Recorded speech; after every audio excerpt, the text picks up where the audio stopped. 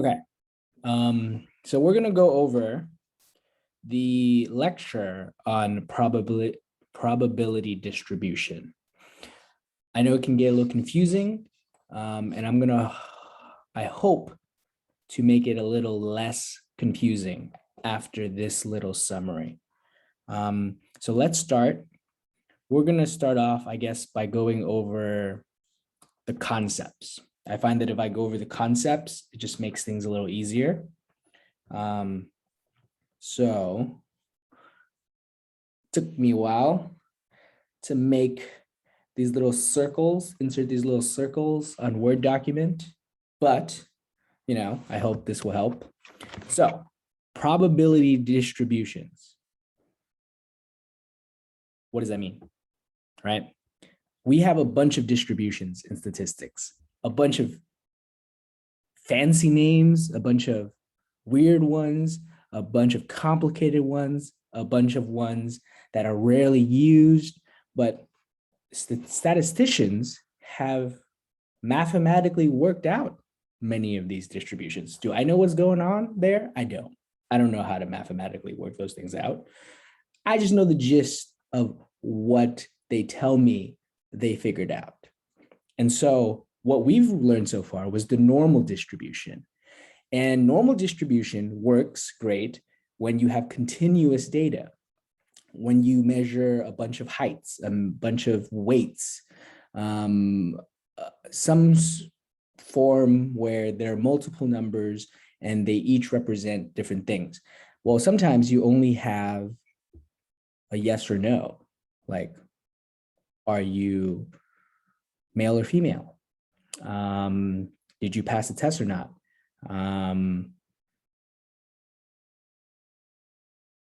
Flipping a coin, heads or tails, right? Things like these, where there are only two options. When there are only two options, you can't use the normal distribution table, right?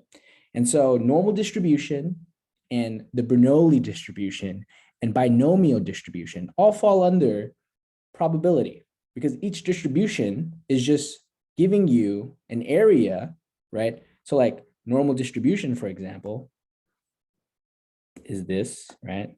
And everything under this graph is just a probability, right? Like here, 50% probability, everything, all the data lies 50%, 50% of the data lies over here, that's a probability.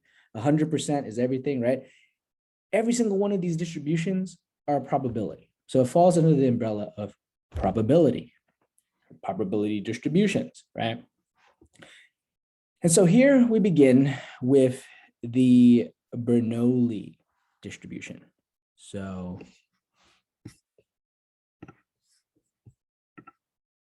I don't know how to spell Bernoulli. I don't remember what it was. So I'm just gonna spell it like this, Bernoulli distribution, right? This is referencing only a single outcome. A single outcome. So you flip a coin, heads or tails, right? That is a single outcome. Say he used an example in the PowerPoint of a multiple choice exam. Multiple choice exam, you can either get it right or get it wrong. There's 4 options, but getting it right or wrong is just 2 options, right? And that's just one event. So one event would fall under the category of, I guess, Bernoulli distribution. And from the Bernoulli distribution, we have the binomial. Oh yeah, I can't spell. Oh my goodness. Okay.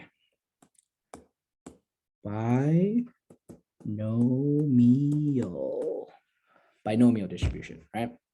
And then other mathematicians, I don't know from where, from when, but they came up with a bunch of distributions based off of the binomial distributions, which was based off the Bernoulli distribution, right? Mathematically, they relate a lot. And so They've worked out what happens when maybe data is really skewed in a certain direction, what kind of mathematical models, formulas you should use in that situation, right? So there's a bunch of other distributions. There's like the Poisson distribution. There's the gamma distribution, right? There's the geometric distribution. There's the negative binomial distribution. There's like the Erlang distribution. There's the chi-square distribution. There's the exponential distribution, right? And all of these distributions are what statistical tests are based on.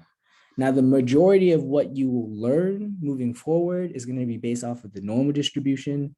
So like statistical tests like ANOVAs, t-test, regression, when you learn them later, will be all based on the normal distribution. But there are certain tests based on these distributions. He goes over the sign rank test, which is based off of the binomial distribution. I know many stats courses, I don't know if this one will go over it. I have to look at the syllabus to know, but many basic stats courses will go over the chi-square test. The chi-square test falls under the chi-square distribution, right? I don't know. I think I used one was like the Kolmogorov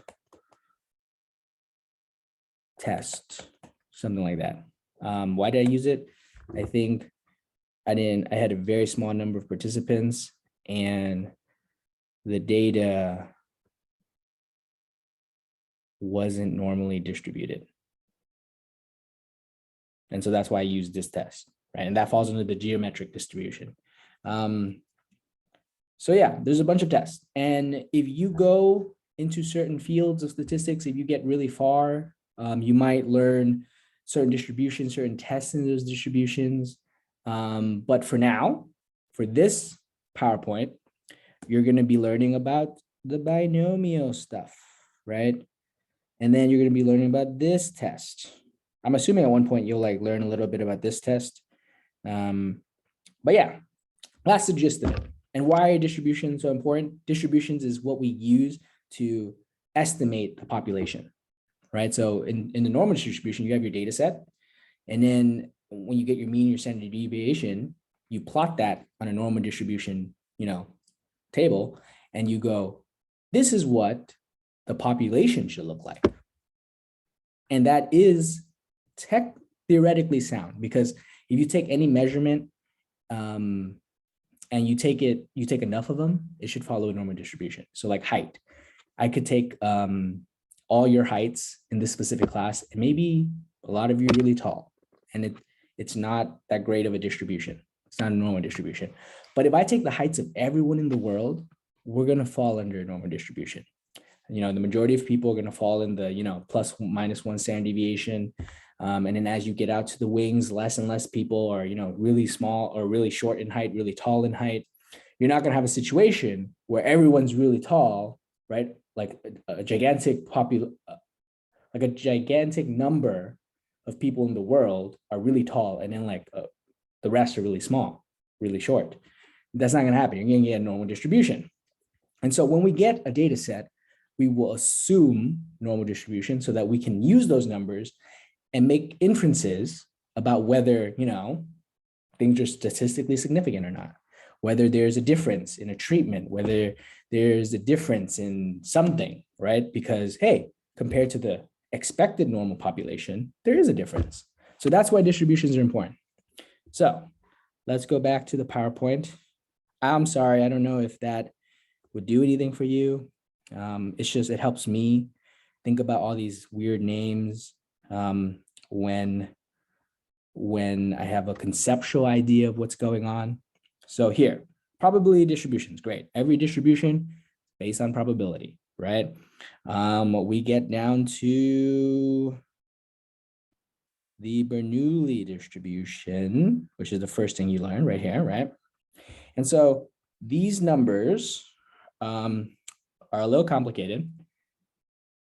It looks easy, but what you're essentially gonna do is you're gonna figure out the probability.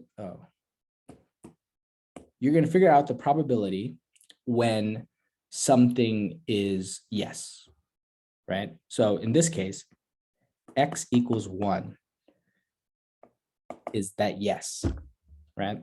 And you're going to get this information from the question. Most questions will ask you for something. This question is asking, you guess when answering a 4 alternative multiple choice. The yes here is getting it correct, right? Most questions are not going to ask you, what is the probability you're going to get this wrong? What is the probability of this not happening? Most questions will ask you, what is the probability of this happening? What is the probability of you getting it right, right? And so this is your 1. And so once you figure out this probability, you can figure out the other one, right? So what is the probability of this one? Well, there's, one outcome, right?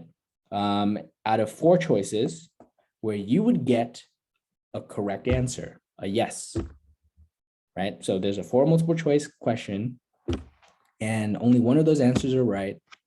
And in order to get a yes, yes, you got it right, you have a 0.25%. From there, once you figured out this part, this top part from the question, using information from the question, the prompt, the test, whatever it is, then you can figure out the probability of this happening right here, right? Because all you have to do is take whatever this probability is and subtract it from 100%, right? So it's just the probability of you getting it wrong is 3/4 to 0.75, okay? And so this one outcome is what you would call the Bernoulli distribution, okay?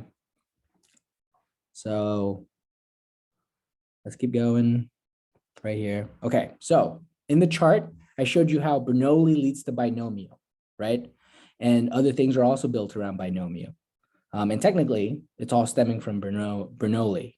So that's what this part of the PowerPoint is showing you. A binomial distribution is just a bunch of Bernoulli distributions. So here, that outcome I showed you, right? It's the same thing. Now there are all of a sudden 6 questions. Each question, like 6 questions, 1 to 6 right here, right? 1 to 6, 6 questions. Each question has 4 multiple choice. And each single column is just a Bernoulli distribution, right?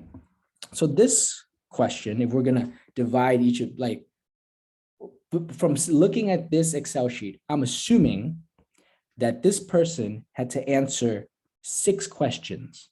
The first question was, what is the probability of you getting every single question wrong, right? That was the first question.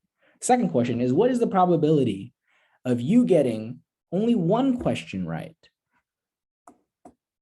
What is the probability of you only getting 3 or 2 questions right? Right? What is the probability of you only getting 3 questions right? That's number 4, right? And so on and so forth. And in order to figure that information, you just use a bunch of Bernoulli distributions, the information you got from the Bernoulli thing, right? And so the chances of you getting it wrong, getting a no, you did not get it correct, and x equals 0 is 0.75%, because you would get it wrong if you chose 3 out of the 4, multiple choice questions that were wrong. So there's a 0.75% chance for that one Bernoulli outcome, right?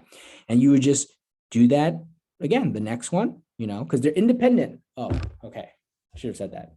So Bernoulli and binomial assumes independence. That means the first outcome does not influence the next. You flipping a coin, getting heads or tails, first time does not influence the second time. You getting it wrong or right on the first question doesn't influence the second question. Now, we're just going to assume that that doesn't. If we really get into the thick of things, that might not be the case, because maybe one question gives you information that makes you answer the second question right? And so that's getting too much into it. We're just going to assume that every single question is about a different topic, that there's no way they relate. And so answering one right, reading one question won't influence the upcoming question. So that's what we're going to assume. Independence.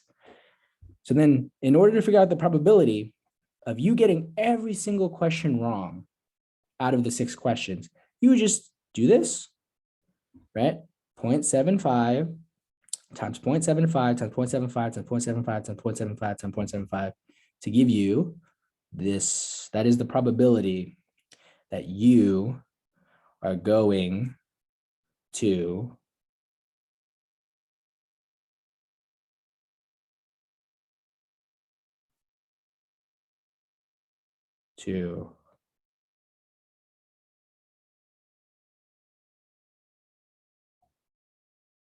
get all of them wrong.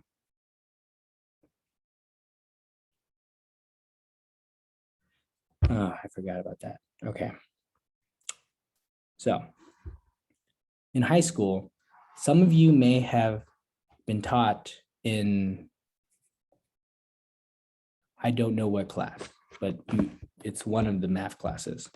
You must have been taught the combination, the choose combination thing. So like,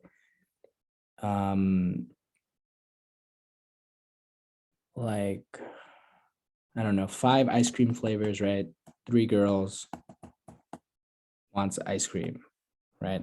So you're gonna have 5 outcomes and you're gonna choose 3, right? And so that's what this column is doing, right? You have 6 outcomes and you are going to choose 0. You don't want any one of them, right? So to do this problem, it would be 6 factorial over 0 factorial multiplied by 6 minus 0 factorial. And if you don't remember factorial is just, so 3 factorial is equal to 3 times 2 times 1. That's a factorial. And so 0 factorial is always equal to 1. And so if you were to do this, you would basically get, 6 factorial over 1 times 6 factorial. And so this is basically equal to 1. So that is why you get 1 here. It is your n ways of getting y. That is how, fine, that is going to confuse you. Think about it like this. You have this outcome, right? Correct. Now let's go incorrect, incorrect, incorrect, incorrect, incorrect, incorrect. Those are the 6 questions, all incorrects. Then the next one, that's one outcome. Another outcome might be you get the first one correct, then the rest of them incorrect. Another outcome, maybe you get almost all of them correct, and in the last one you get incorrect, right? The point is that after this first outcome right here, there's no other way to get that again. Like here, one question's correct. Well, you can get one question correct here, right? And these 2 are different, but there's no way to get this again. There's only one outcome out of all the outcomes in which you get everything wrong. So there's only one, which is why this is 1. This is a mathematical way of getting that information, but you can work it out too. Now, if you're trying to work out one of these outcomes, it's going to be much more difficult. Like, for example, this question. There are multiple ways in which you can get one correct answer. You can get here, you can get it multiple. areas. You can get the third question right. You can get the fourth question right. You can get the fifth question right. And it's still easy to work around that. But when you start to work around like more combinations, more numbers, it gets really difficult. So like, how many outcomes will you get 4 questions right? Right? So you can get the first 4, you can get the middle 4, you can get the last 4, you can get 2 in the beginning, 2 in the end. There's so many combinations that you can't work it out like I did for the very first one. So you should just reference this formula. And then another step is you can just use Excel to get this formula by using this, like this function in there. I'm assuming if you put equal combine, comma, 6, comma, whatever, right? It will just give you the numbers. And so there you go. So here is asking, the second one is just, what are the chances of you getting 1 question right? Well, if you do the whole formula, right, you got 6 of them and you're choosing 1. If you do that out, you're going to get 6. I'll do this one out so you see, but I'm not going to do the rest out, right? So it's just 6 factorial over 1 factorial over 6 minus 1 factorial, right? So that's equal to 6 factorial over 1 5 factorial, right? That's it. And then if you do that out, it's just 6 factorial. It's just 6 times 5 times 4 times 3 times 2 times 1 over 5 factorial, which is 5 times 4 times 3 times 2 times 1. You just cancel everything out and you just get a 6 left, 6 outcomes. This case, it's still simple to work it out in your mind and logically reason it out. Like if you only have 1 right, okay, there's 6 spots for them, 6 outcomes out of all the outcomes. But then it gets more complicated as we go down that list, you see, like to get 2 right, there's 15 ways to get 2 right. To get 3 right, there's 20 ways to get 2 right, or 3 right. For getting 4 right, there's 15 ways of getting 4 right. For, 5, there's 6. Well, that's easy too. But there you go. And to get the percentage, again, all you do is take a bunch of Bernoulli distributions. So like 1 right here, right? That's 25%. These are all, 75%, because you have a 75% chance of getting 0, getting it wrong. You multiply them all together, you get this. You multiply all these together, you get this. All these together, you get this, right? And you take that number and you multiply it by the total number of possible outcomes. So like, this is the percentage for 1 outcome, right? The chances of you getting 1 correct for 1 type of outcome is this outcome. But there's 6 ways you can get 1 correct. So you just have to multiply that probability by 6. And then so that's what you get here. There you go. All right. These are the probabilities. Probabilities of getting 0 right. That is your probability. Probability of getting all of them right. That is your probability. Probability of getting, 1 of them right. That's your probability. Okay. So there. Now you see there how the binomial distribution got built off the Bernoulli distribution. And then this part is how you would do in Excel. The key part here, though, is it's simple enough in that, you enter your X, right, N, and P. So you can get this information from working through the question as to what we did earlier. The X, right? You want 0, right? Right, that's your X. The N, there's 6 questions, right? The P, the probability of you getting, 1 right is 0.25, right?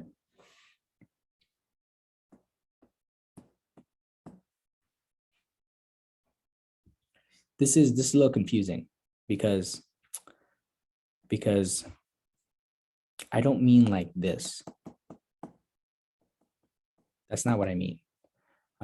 So maybe I should use like 2 or something. So like, imagine this formula was like down here, right? Then your X would be 2 because you want to get 2 right out of the 6th question. Your N is the same because there's 6 questions. The probability of you getting each one right is 0.25, right? So you can enter all these information in by working through the question, by thinking about the question. The tricky part is the false and the true. When do you use either situation? Well, the false, if you look at this graph right here, this one, the false, like you can see it right here. It gives you individual numbers, and this one gives you almost like a cumulative, right? This one gives you like a cumulative. This gives you like a non-cumulative looking thing. And that's because when you choose false, it just gives you the probability of that specific outcome. That's it. When you choose true, it's giving you the probability of everything before that distribution, right? So in the normal distribution, for example, when we found a z-score, that score referred to everything below that number. So like, I don't know, 85%, right, of the population scored below that number. It refers to everything to the left. When you put true for binomial distribution, that is also what it's saying. It's saying, everything to the left. So if you chose true here and you use the number four, it gives you the probability of all of these, right? It adds up all of them, right? So just keep that in mind. And that will go into play in a moment in this. So, okay, it will come into play here. The sign test, last thing, sign test. And the sign test is based off of the binomial distribution. All our statistical tests are based off of a distribution, based off of something. We don't just make them up. This is the basis for this sign test. And so for this sign test, does a museum audio-visual presentation change visitors' appreciation of an exhibit? So before their exhibit, they took a survey, and this was their, their appreciation score, their happiness score, right? When they were given the audio-video presentation, they were given the survey again, and their happiness, their appreciation, was here, measured in like a number, a 5-point scale type number, right? And so the sign test is what it's saying. It's a sign, positive or negative, right? So the difference between the pre and post, after, before and after the audio visual presentation, went up from 3 to 4 after they viewed the presentation. So that's a positive. The fourth participant, before they got the presentation, their appreciation, their happiness was at a 3. After they received it, it went down to a 2. That's negative. So after doing all this, you get 10 positives and 2 negatives, okay? What are the chances of a positive and a negative happening, right? In this case, they're both equally likely to happen. That's what they're gonna assume here, that they're equally likely to happen. And so, yes, that's what they're assuming. That's what they're assuming. So they're equally likely to happen. They either like the presentation or not like the presentation. They're saying there's a 0.5 probability of that happening. And so now we move on to figuring it out on Excel, okay?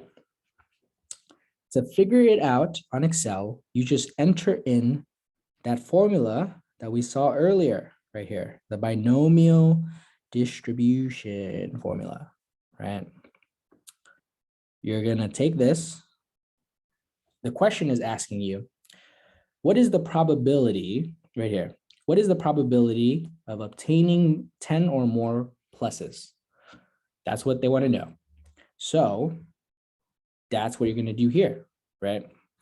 You're going to do the binomial distribution of 9, 12, because there's 12 outcomes, and then 0.5 and true. So like,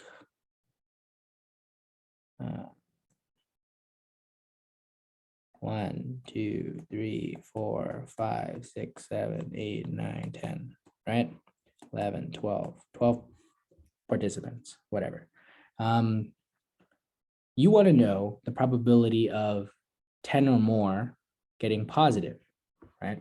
Well, if you had put false, it would have just given you the probability of 10 people getting positive, getting the plus sign. So you have to put true to get everything on the left, right? And then, once you get that, you have to subtract it by 1 because you're not interested in those who scored, like the bottom. You're interested in those who got, or you're interested in 10 or more participants. So 10 or more participants, interested in this side, 10 or more participants scoring positive. So that's why you have to subtract it from 1. If you didn't have to do that, if you cared about this side, you wouldn't need this part, okay? So I hope that made a little bit of sense. So you plug in this formula, 1 minus binomial distribution, comma, 9, right? Because you're interested in 10 or greater, right? So that means you put 9 because it will give you, oh crap, I erased it. It'll give you here, everything here, right? By putting in 9. That way you can get this information, 10, 11, or 12 people, who indicated positive, the probability of that happening. So 9, comma, 12 outcomes, that's the N. This is the X, and the probability was 0.5.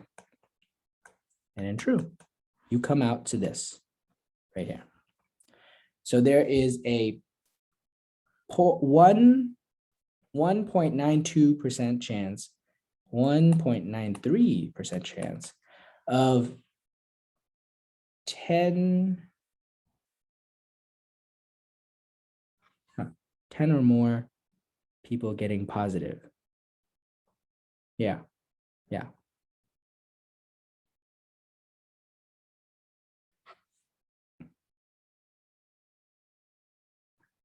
Suppose that we consider probability of less defining as in the probability of point is smaller than 1. Therefore, we consider the hypothesis is unlikely to come true.